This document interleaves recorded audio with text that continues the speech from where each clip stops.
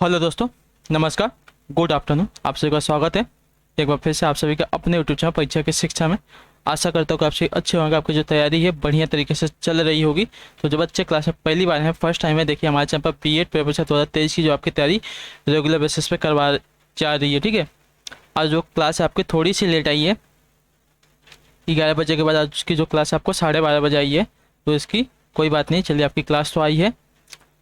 तो देखिए, जिसको भी अपनी तैयारी कंप्लीट करना चाहती हो चैनल को सब्सक्राइब करके हमारे साथ जुड़ जाइए। क्लास का समय देखेंगे तो जीके जीएस की जो क्लासेस सुबह 11 बजे होती है, लेकिन आज की जो क्लास है आपको देखिए 12:30 बजे मिली है। ठीक, कोई दिक्कत नहीं है, आपको सिर्फ 1.5 घंटा क्लास लेट मिली है। जो रीजनिंग क्लासेस देखोगे दोपहर को 2 बजे आपको मिलेगी। जो कला वर्ग की क्लासेस देखिए शाम को 4 बजे आपको कराई जाएगी, और जो हिंदी की क्लासेस शाम को 7 बजे कराई जाएगी। ठीक है, तो ये जो क्लासेस है इसका टाइम नोट करके रखिए, आपको इसी टाइम पर आपको क्लासेस मिलेगी। ठीक, बाकी जिसे भी हमारे क्लासेस का पीडीएफ चाहिए, नोट्स चाहिए, तो हमारे टेलीग्राम चैनल का डिस्क्रिप्शन में लिंक दिया गया है। परीक्षा की शिक्षा आपको हमारे टेलीग्राम का चैनल है, आप यहाँ पर जाकर जुड़ेंगे तो इसका जो पीडीएफ है साथियों और नोट्स आपको फ्री में मिलेगा। और कुछ भी डाउट होता है वहाँ पर तो आप हमें डायरेक्ट मैसेज करके वहाँ पर पूछ सकते हैं। ठीक है, और इसी के नीचे देखेंगे साथियों हमारे इंस्टाग्राम का पेज दिया गया है, परीक्षा की शिक्षा हमका हमारे इंस्टाग्राम का पेज है, तो आप हमें वहाँ पर भी फॉलो कर लेंगे।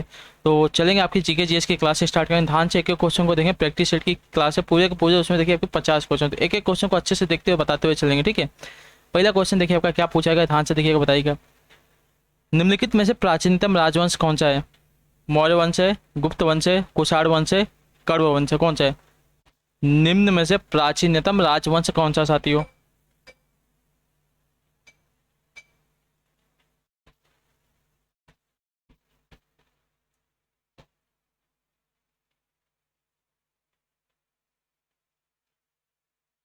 तो देखिए आपका मौर्य वंश है। ठीक है, जो आपका ए वाला विकल्प देगा आपका पास सही उत्तर है। ठीक,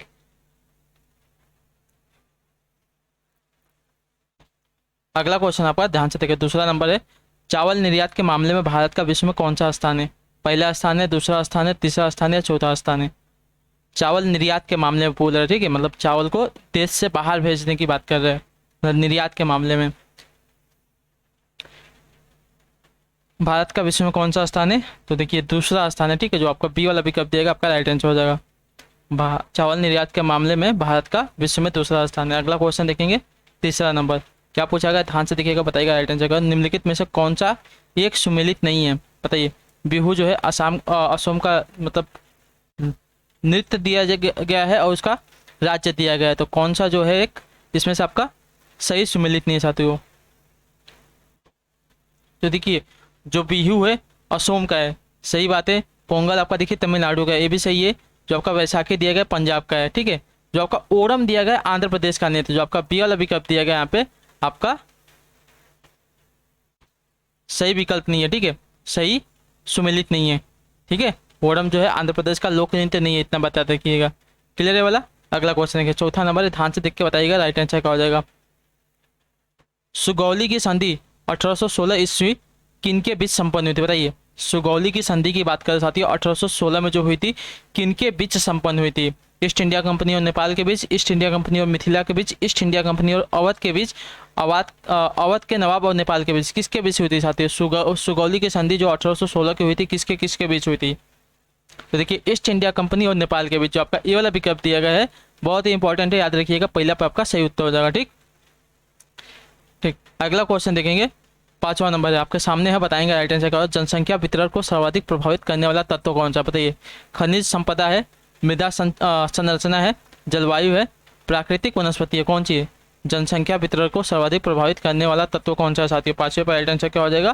तो देखिए जलवायु होता है। ठीक है, जो आपका सी वाला विकल्प देगा है आपका राइट आंसर। जनसंख्या वितरण को सर्वाधिक प्रभावित करने वाला जो आपका तत्व है जलवायु है। ठीक है, जलवायु की वजह से अगर देखेंगे तो जो एशिया के लोग हैं देखिए उनकी जो त्वचा का रंग होता है कैसा होता है, और जो आपके यूरोप वाले होते हैं जो ठंडे वाले प्रदेश वाले लोग हैं उनकी त्वचा का रंग देखिए कैसा होता है। ठीक है, और जहाँ पे सबसे ज़्यादा गर्मी होती है वहाँ पे देखिए कैसे लोग होते हैं, यही होती है जलवायु परिवर्तन का। ठीक है, याद रखिएगा। अगला क्वेश्चन देखिए आपका छठा नंबर क्या पूछा गया, ध्यान से देख के बताएंगे राइट आंसर क्या आ जाएगा। 6 पे आंसर देंगे आपका।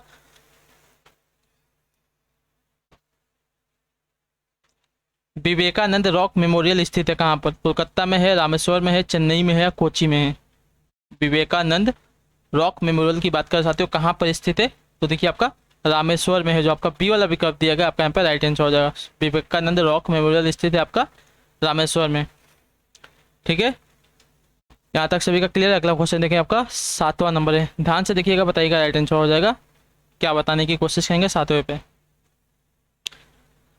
राष्ट्रपति लोकसभा के आंग्ल भारतीय समुदाय के कितने व्यक्तियों को प्रतिनिधित्व न होने की स्थिति में मनोनीत कर सकता है, बताइए।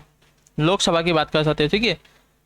राष्ट्रपति लोकसभा में आंग्ल भारतीय समुदाय के कितने व्यक्तियों को प्रतिनिधित्व न होने की स्थिति में मनोनीत कर सकते हैं साथियों, बताइए।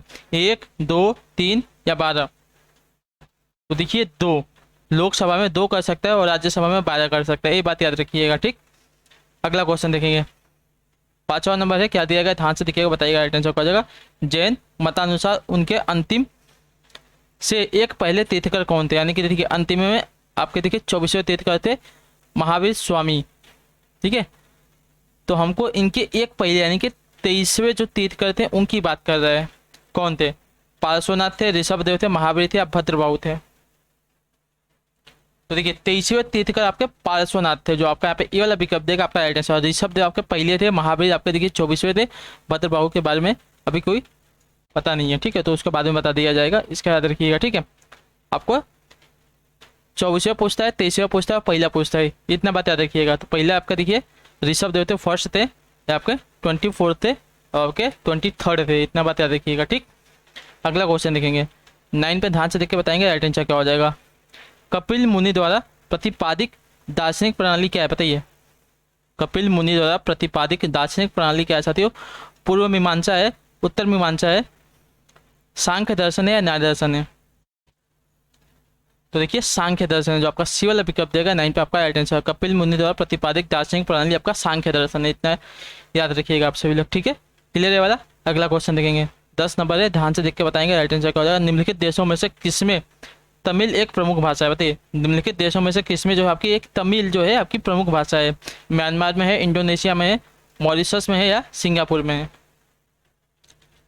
तो देखिए सिंगापुर में, जो आपका डी वाला विकल्प दिएगा आपके पास राइट आंसर हो जाएगा, ठीक है। तमिल एक प्रमुख भाषा है कहाँ की, तो सिंगापुर की, ये बात याद रखिएगा। अगला क्वेश्चन देखेंगे 11 पे, ध्यान से देखेंगे क्या पूछेगा, बताएंगे, कोशिश करेंगे। एरोला स्थित कैलाश मंदिर के निर्माण का श्रेय किसको जाता है। परमारों को जाता है, पालों को जाता है, प्रतिहारों को जाता है या राष्ट्रकूटों को जाता है, किसको जाता है, बताने की कोशिश करेंगे। 10वें पर राइट आंसर क्या हो जाएगा। तो देखिए राष्ट्रकूटों को जाता है, जो आपका डी वाला विकल्प दिएगा 11 पे आपका राइट आंसर हो जाएगा, ठीक है। एलोरा स्थित कैलाश मंदिर के निर्माण का जो श्रेय है राष्ट्रकूटों को जाता है, ठीक। अगला क्वेश्चन देखेंगे 12 नंबर है, ध्यान से देखिएगा, बताइएगा राइट आंसर का। भुगतान संतुलन के विपरीत होने की दशा में निम्नलिखित में से कौन सा कदम स्थिति सुधारने में सहायक होगा, बताइए। भुगतान संतुलन के विपरीत होने की दशा में निम्नलिखित में से कौन सा कदम स्थिति सुधारने में सहायक होगा। अधिमूल्यन, अवमूल्यन, विमुद्रीकरण या इनमें से कोई नहीं। तो देखिए अवमूलन, जो आपका बी वाला विकल्प देगा आपके पास राइट आंसर, ठीक है। भुगतान संतुलन के विपरीत होने की दशा में आपका जो अवमूलन है स्थिति सुधारने में सहायक होता है, तो जो आपका बी वाला विकल्प दिएगा आपका यहाँ पे राइट आंसर हो जाएगा, ठीक। याद रखिएगा, बहुत इंपॉर्टेंट है आपके लिए, ठीक है। अगला क्वेश्चन देखेंगे 14 पे, ध्यान से देखिएगा, बताइएगा राइट आंसर क्या हो जाएगा। दांडी यात्रा में गांधी जी ने कितनी दूरी तय करके नमक कानून का विरोध किया था, बताइए। 248 किलोमीटर की दूरी तय की थी, 385 किलोमीटर की दूरी तय थी, 284 किलोमीटर की दूरी तय की थी या 348 किलोमीटर की दूरी तय थी। कितनी किलोमीटर की दूरी तय की थी दांडी यात्रा में गांधी जी ने, बताइए। देखिए 385 किलोमीटर की दूरी गई थी, ठीक है। जो आपका बी वाला विकल्प देगा आपका राइट आंसर। दांडी यात्रा में गांधी जी ने 385 किलोमीटर की दूरी तय करके नमक कानून का विरोध किया था, जो आपका बी वाला विकल्प देगा 14 पे आपका राइट आंसर हो जाएगा, ठीक है साथियों। क्लियर है। अगला क्वेश्चन देखेंगे 13 नंबर है, ध्यान से देख के बताएंगे राइट आंसर का। मेवाड़ से युद्ध तथा चित्तौड़ की संधि किसके शासनकाल की महत्वपूर्ण उपलब्धि, बताइए। मेवाड़ से युद्ध तथा चित्तौड़ की संधि किसके शासनकाल की महत्वपूर्ण उपलब्धि है साथियों। अकबर की, जहांगीर की, शाहजहां की या इनमें से किसी की नहीं।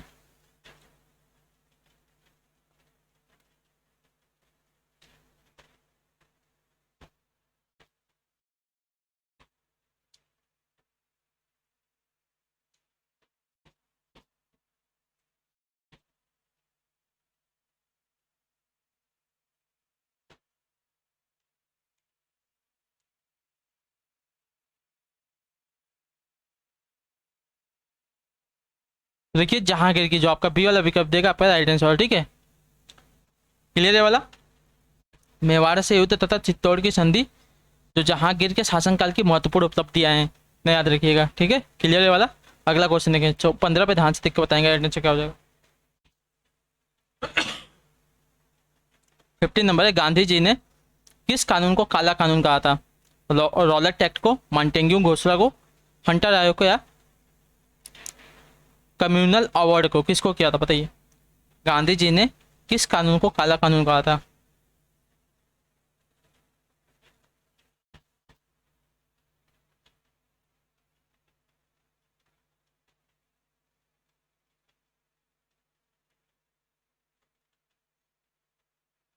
तो देखिए रॉलेट एक्ट को, जो आपका ए वाला विकल्प देगा आपका राइट आंसर होगा। गांधी जी ने रॉलेट एक्ट को जो है काला कानून कहा था। अगला क्वेश्चन देखेंगे 16 नंबर है, ध्यान से देखिए क्या पूछेगा, बताने की कोशिश करेंगे। सही उत्तर क्या हो जाएगा। ब्रिटिश संसद का सदस्य बनने वाला पहला भारतीय कौन था बताइए। ब्रिटिश संसद का सदस्य बनने वाला पहला भारतीय कौन था? बंकिम चंद्र चटर्जी, डब्ल्यू.सी. बनर्जी, दादा भाई नौरोजी, या इनमें से कोई नहीं? तो देखिए दादा भाई नौरोजी, जो आपका सी वाला विकल्प दिएगा आपका right answer. The great grand old man, ठीक है, इनका नाम है। ब्रिटिश संसद का सदस्य बनने वाले पहले भारतीय आपके दादा भाई नौरोजी थे, ठीक है। अगला क्वेश्चन देखेंगे 17 पे ध्यान से देखिए, बताइएगा राइट आंसर को। संस्थागत विदेशी संस्थागत निवेशकों द्वारा भारतीय कंपनियों के शेयरों और बॉन्डों की खरीदी क्या कहलाती है बताइए।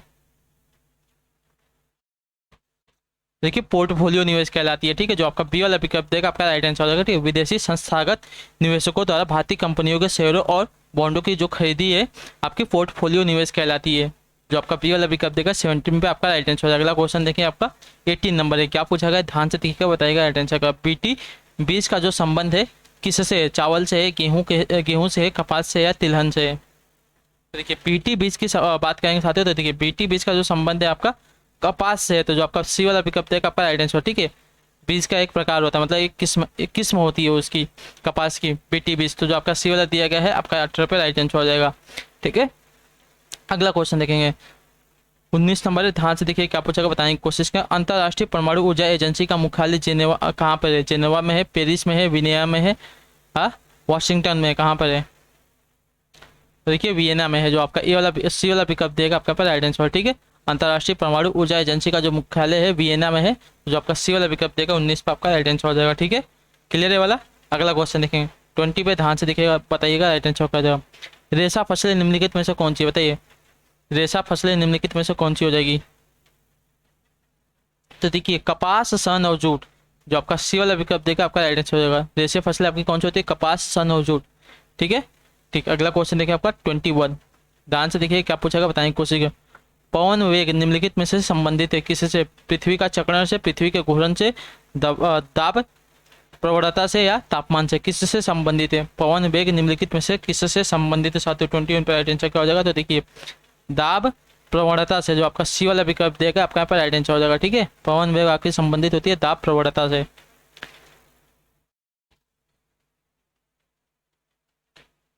ठीक है। क्लियर है इतना? ठीक है। अगला क्वेश्चन देखा आपका 22 नंबर, क्या पूछा गया, ध्यान से देख के बताएंगे राइट आंसर। यदि आंग्ल भारतीय समुदाय को लोकसभा में पर्याप्त प्रतिनिधित्व प्राप्त न हो तो समुदाय के 2 सदस्यों को नामित किया जा सकता है किसके द्वारा? अभी मैंने आपको ये वाला क्वेश्चन कराया था साथियों, बताइए। प्रधानमंत्री द्वारा, राष्ट्रपति द्वारा, लोकसभा के अध्यक्ष द्वारा, या संसद के परामर्श से राष्ट्रपति द्वारा? किसके द्वारा जो है आंग्ल भारतीय समुदाय के 2 सदस्यों को लोकसभा में चुना जाता है साथियों, बताइए। तो देखिए राष्ट्रपति द्वारा, मैंने अभी आपको कराया था, तो जो आपका बी वाला विकल्प देगा आपका राइट आंसर। और राज्यसभा की बात करें तो राज्यसभा में मैंने आपको बताया था 12 सदस्यों को जो है मनोनीत कर सकता है राष्ट्रपति। अगला क्वेश्चन देखेंगे आपका 23, क्या पूछा गया, ध्यान से देखिए, बताइए राइट आंसर का। भारत के राष्ट्रपति चुनाव के लिए नागरिक को कितनी आयु पूरी कर लेनी चाहिए, बताइए। भारत के राष्ट्रपति चुनाव के लिए नागरिक को कितनी आयु पूरी कर लेनी चाहिए? 25 वर्ष, 30 वर्ष, 35 वर्ष, या 18 वर्ष? तो देखिए 35 वर्ष, तो आपका सी वाला विकल्प देगा 23 पे आपका राइट आंसर हो जाएगा, ठीक है। राष्ट्रपति चुनाव के लिए और राज्यपाल के चुनाव के लिए, दोनों के लिए आपकी जो आयु है 35 वर्ष निर्धारित की गई है। अगला क्वेश्चन देखेंगे आपका 24 पे, ध्यान से देखिए, बताइए राइट आंसर क्या हो जाएगा। किसने कहा था अच्छा नागरिक अच्छा राज्य बनाता है और बुरा नागरिक बुरा राज्य बनाता है?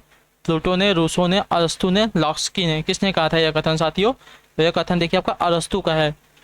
अच्छा नागरिक अच्छा राज्य बनाता है और बुरा नागरिक बुरा राज्य बनाता है, ये जो कथन है आपका अरस्तु ने कहा था, जो आपका सी वाला विकल्प देगा 25 पर आपका राइट आंसर हो जाएगा। ठीक है, क्लियर है यहाँ तक? अगला क्वेश्चन देखेंगे 25 पे, 25 पर राइट आंसर का संसद सदस्य संसद में अपनी सदस्यता गंवा देगा यदि वह सत्र से निरंतर अनुपस्थित रहेगा कितने दिनों तक? बताइए। संसद सदस्य संसद में अपनी सदस्यता गंवा देगा यदि वह सत्र से निरंतर अनुपस्थित रहेगा कितने दिनों तक? 45 दिनों तक, 60 दिनों तक, 90 दिनों तक या 365 दिनों तक?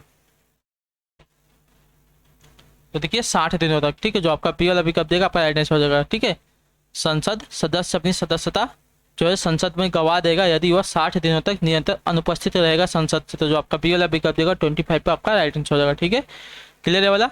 ठीक, नेक्स्ट देखेंगे आपका 26 पे क्या पूछा गया, ध्यान से दिखेगा, बताइए राइट आंसर क्या हो जाएगा। 26 पे भारत में अवशिष्ट शक्तियां निहित है किसमें? केंद्रीय सरकार में, राज्य सरकार में, केंद्रीय सरकार और राज्य सरकार दोनों में या स्थानीय सरकार शासन में? तो देखिए भारत में जो अवशिष्ट शक्तियां की बात करना चाहते हो तो सिर्फ और सिर्फ केंद्रीय सरकार में निहित है, जो आपका ये वाला विकल्प देगा 26 का आपका राइट आंसर हो जाएगा। ठीक है, क्लियर है? अगला क्वेश्चन देखें 27 क्या पूछा गया, ध्यान से देखिएगा, बताइएगा राइट आंसर का। बुद्ध को प्रबोध कहाँ प्राप्त हुआ था? सारनाथ में, बोध गया में, कपिल वस्तु में, राजगीर में? यानी कि प्रबोध यानी कि जो बुद्ध ज्ञान की प्राप्ति कहाँ हुई थी? बुद्ध को प्रबोध यानी कि ज्ञान की प्राप्ति कहाँ हुई थी साथियों, बताइए। तो देखिए बोध गया में, जो आपका बी वाला विकल्प देगा आपका राइट आंसर बोध गया यानी कि बिहार में है आपका, वहां पे इनको देखिए ज्ञान की प्राप्ति हुई थी, जो आपका बी वाला विकल्प देगा आपका राइट आंसर। सारनाथ में उन्होंने पहला अपना उपदेश दिया था, यानी कि जो उपदेश दिया था उसको क्या कहा गया था? उसको कहा गया था धर्म चक्र प्रवर्तन। इतने बात याद रखिएगा। ठीक,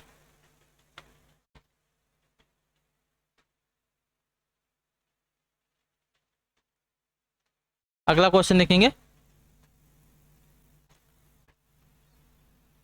प्रथम गैर कांग्रेसी प्रधानमंत्री बने कौन? बताइए। प्रथम गैर कांग्रेसी प्रधानमंत्री बने थे कौन? चंद्रशेखर, चौधरी चरण सिंह, आई के गुजराल या मोरारजी देसाई? प्रथम गैर कांग्रेसी प्रधानमंत्री कौन बने थे साथियों? 28 पर राइट आंसर क्या हो जाएगा? तो देखिए मोरारजी देसाई, जो आपका सी वाला विकल्प देगा आपका राइट आंसर हो जाएगा। ठीक है, क्लियर है? प्रथम गैर कांग्रेसी प्रधानमंत्री आपके मोरारजी देसाई बने थे, याद रखिएगा। ठीक है, क्लियर है? अगला क्वेश्चन देखें आपका 29 नंबर, ध्यान से देखिएगा क्या पूछेगा, बताएंगे राइट आंसर होगा। संसदीय शासन प्रणाली में वास्तविक कार्यपालिका शक्ति किसके पास होती है? बताइए। संसद के पास होती है, प्रधानमंत्री के पास होती है, राष्ट्रपति के पास होती है या नौकरशाही के पास होती है?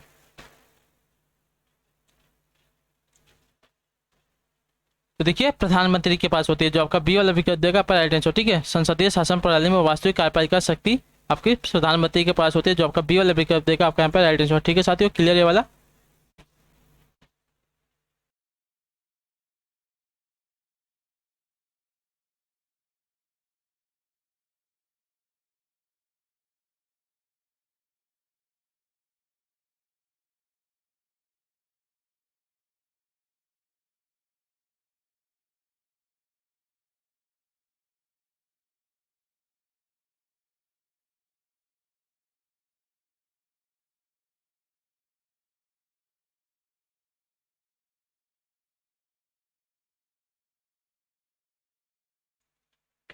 ठीक है साथियों, ठीक, अगला क्वेश्चन देखें आपका 30 नंबर है, ध्यान से देख के बताएंगे इस पे क्या उत्तर हो जाएगा। अच्छे से देखेंगे क्वेश्चन को, बताएंगे कोशिश करेंगे राइट आंसर क्या हो जाएगा। उच्चतम न्यायालय के न्यायाधीशों की सेवानिवृत्ति की आयु क्या है? बताइए। उच्चतम न्यायालय के न्यायाधीशों की सेवानिवृत्ति की आयु यानी कि रिटायरमेंट की जो आयु है क्या होती है? 65 वर्ष होती है, 55 वर्ष होती है, 60 वर्ष होती है, 58 वर्ष होती है? कितनी होती है साथियों? तो देखिए 65 वर्ष होती है, जो आपका सी ए वाला विकल्प देगा आपका राइट आंसर। उच्चतम न्यायालय के न्यायाधीशों की सेवानिवृत्ति यानी कि रिटायरमेंट की जो आयु है 65 वर्ष होती है। क्लियर है? अगला क्वेश्चन देखेंगे 31 क्या पूछा गया, ध्यान से देखिएगा, बताइएगा। भारतीय संविधान में राज्य के नीति निर्देशक सिद्धांतों को किस मुख्य कार्य से सम्मिलित किया गया था? बताइए।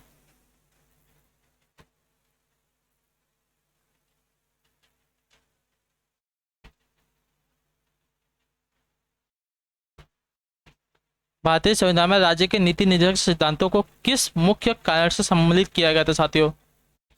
मैंने आपको देखिए वाला क्वेश्चन कराया था, तो देखिए कल्याणकारी राज्य की स्थापना के लिए, जो आपका ए वाला विकल्प देगा 31 पे आपका राइट आंसर। ठीक है, भारतीय संविधान के राज्य के नीति निर्देशक सिद्धांतों को कल्याणकारी राज्य की स्थापना के लिए शामिल किया गया था। जो आपका ए वाला विकल्प देगा 31 पे आपका राइट आंसर हो जाएगा। ठीक, अगला क्वेश्चन देखेंगे 32 क्या पूछा गया, ध्यान से देखिएगा, बताइएगा राइट आंसर क्या हो जाएगा। किस सिख गुरु ने हर मंदिर साहिब यानी कि स्वर्ण मंदिर की स्थापना की थी? गुरु रामदास ने, गुरु अमरदास ने, गुरु अर्जुन देव ने या गुरु गोविंद सिंह ने? किस सिख गुरु ने हर मंदिर साहिब की स्थापना की थी यानी कि स्वर्ण मंदिर की स्थापना की थी साथियों? तो देखिए गुरु अर्जुन देव ने। जो आपका सी वाला पिकअप देगा 32 पे आपका राइट आंसर। ठीक है साथियों, क्लियर है। अगला क्वेश्चन देखा 33 क्या पूछा गया, ध्यान से देखिएगा, बताइएगा राइट आंसर। सहारा प्रदेश में धूल दानव है, क्या बताइए? सहारा प्रदेश में धूल दानव किसको कहते हैं साथियों? इसका राइट आंसर क्या होगा? प्रातः काल चलने वाली तीव्र आंधी को, धूल से युक्त हवा को, बालू का स्तूपों का खिसकाव या धूल भरी वर्षा को किसको कहा जाता है? धूल दानव जो है सहारा प्रदेश में किसको कहा जाता है साथियों? 33 पर राइट आंसर क्या हो जाएगा? तो देखिए प्रातः काल चलने वाली तीव्र आंधी को। तो जो आपका ये वाला पिकअप देखा 31 पे आपका राइट आंसर होगा। ठीक है, प्रातः काल चलने वाली आंधी को सहारा प्रदेश में देखिए धूल दानव कहा जाता है। क्लियर है। नेक्स्ट आपका ध्यान से देखेंगे 24 नंबर क्या पूछेगा, ध्यान से देख बताएगा। चूना पत्थर का कायांतरित रूप क्या है बताइए? चूना पत्थर का कायांतरित रूप क्या है साथियों? संगमरमर है, स्लेट है, ग्रेनाइट है या क्वार्टरजाइट है, बताइए। तो देखिए संगमरमर है। जो आपका ए वाला विकल्प देगा आपका राइट आंसर। चूना पत्थर का कायांतरित रूप आपका संगमरमर होता है। जो आपका ए वाला विकल्प देगा 34 पे आपका राइट आंसर। अगला क्वेश्चन देगा 34 था, 35 पे इस पे बताएंगे राइट आंसर का। विश्व में कॉफी का अधिकतम उत्पादन किस देश में होता है? चीन में होता है, ब्राजील में होता है, मैक्सिको में होता है या कोलंबिया में होता है? तो देखिए ब्राजील में होता है। ठीक है, जो आपका ए वाला विकल्प दिया गया बी वाला मतलब आपका राइट आंसर हो जाएगा। विश्व में कॉफी का अधिकतम जो उत्पादन है साथियों ब्राजील देश में होता है। क्लियर है। ठीक, अगला क्वेश्चन देखें आपका 36 क्या पूछा गया, ध्यान से देखिएगा, बताइएगा। अवमूलन का उद्देश्य की ओर संकेत रहता है, क्या पूछे? अवमूलन के उद्देश्य की ओर संकेत करता है, क्या बताइए? अवमूलन के उद्देश्य की ओर संकेत करता है कि आपका निर्यात प्रोत्साहन, आयात प्रोत्साहन, काले धन पर नियंत्रण या घाटे के बजट पर प्रतिबंध क्या करता है साथियों? इसका राइट आंसर क्या हो जाएगा? तो देखिए निर्यात प्रोत्साहन। जो आपका ए वाला विकल्प देगा आपका राइट आंसर हो जाएगा। अवमूलन के उद्देश्य की ओर संकेत करता है निर्यात प्रोत्साहन। जो आपका ए वाला विकल्प देगा 36 पे आपका सही उत्तर हो जाएगा। क्लियर है। अगला क्वेश्चन देखेंगे 37 क्या पूछा गया, ध्यान से देखिएगा, बताएगा। प्रिंस ऑफ वेल्स म्यूजियम स्थित है कहाँ पर बताइए? प्रिंस ऑफ वेल्स म्यूजियम कहाँ पर स्थित है? नई दिल्ली में है, कोलकाता में है, मुंबई में है, चेन्नई में? तो देखिए मुंबई में। जो आपका सी वाला विकल्प देगा आपका right answer. Prince of Wales museum जो आपका मुंबई में स्थित है। जो आपका सी वाला विकल्प देगा 37 पे आपका राइट आंसर हो जाएगा। क्लियर है। अगला क्वेश्चन 38 पे ध्यान से देख के बताएंगे राइट आंसर क्या पूछा गया आपका। डीजो लोकोमोटिव कारखाना कहाँ स्थित है? चित्तरंजन में, पेरम्बूर में, वाराणसी में, कपूरथला में, कहाँ पर स्थित है? इसका आंसर दीजिए साथियों।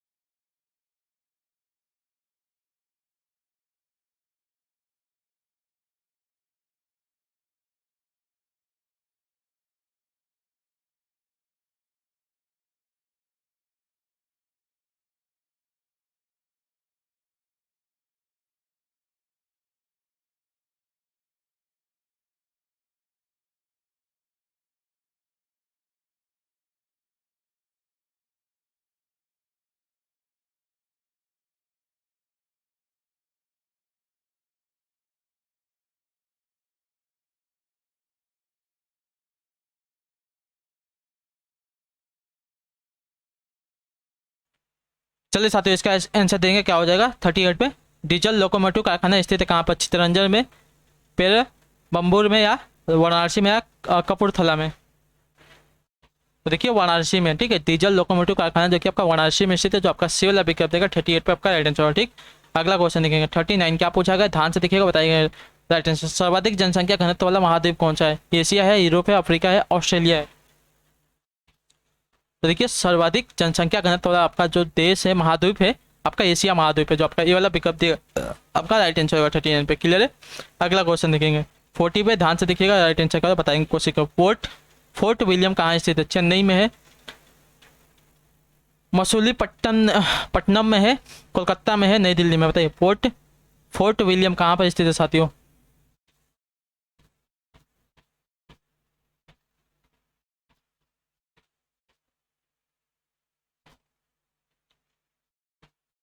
फोर्ट विलियम की बात नहीं साथियों, देखिए कोलकाता में, जो आपका सी वाला विकेट देगा 40 पे आपका राइट आंसर है। ठीक है, क्लियर है यहाँ तक? ठीक। अगला क्वेश्चन देखेंगे आपका 41, क्या पूछा गया? ध्यान से देखिएगा, बताइए राइट आंसर क्या हो जाएगा। प्रकाश वोल्टीय सेल के प्रयोग से सौर ऊर्जा का रूपांतरण करने से निम्नलिखित में से किसका उत्पादन होता है? प्रकाशीय ऊर्जा का, विद्युत ऊर्जा का, उष्मीय ऊर्जा का, या यांत्रिक ऊर्जा का? तो देखिए विद्युत ऊर्जा का, जो आपका ए वाला विकल्प देगा आपका राइट आंसर, मतलब पी वाला जो विकल्प देगा आपका राइट आंसर हो जाएगा। ठीक है, प्रकाशीय वोल्टीय सेल के प्रयोग से सौर ऊर्जा का रूपांतरण करने से आपका देखिए विद्युत ऊर्जा का उत्पादन होता है, तो जो आपका बी वाला विकल्प देगा आपका राइट आंसर। ठीक है, क्लियर है इतना? अगला क्वेश्चन देखेंगे आपका क्या पूछा गया है 42 पे, ध्यान से देखिएगा, बताइएगा राइट आंसर क्या हो जाएगा। बायोडीजल के उत्पादन में निम्नलिखित में से कौन सी प्रक्रिया अपनाई जाती है? बताइए, बायोडीजल का जो निर्माण होता है उसमें कौन सी प्रक्रिया अपनाई जाती है साथियों? इसका राइट आंसर क्या हो जाएगा? तो देखिए ट्रांस एस्ट्रिफिकेशन, जो आपका सी वाला विकल्प देगा आपका राइट आंसर। ठीक है, बायोडीजल के उत्पादन में आपकी जो है ट्रांस एस्ट्रिफिकेशन जो है आपकी प्रक्रिया अपनाई जाती है, जो आपका सी वाला विकल्प देगा 42 पे आपका राइट आंसर हो जाएगा।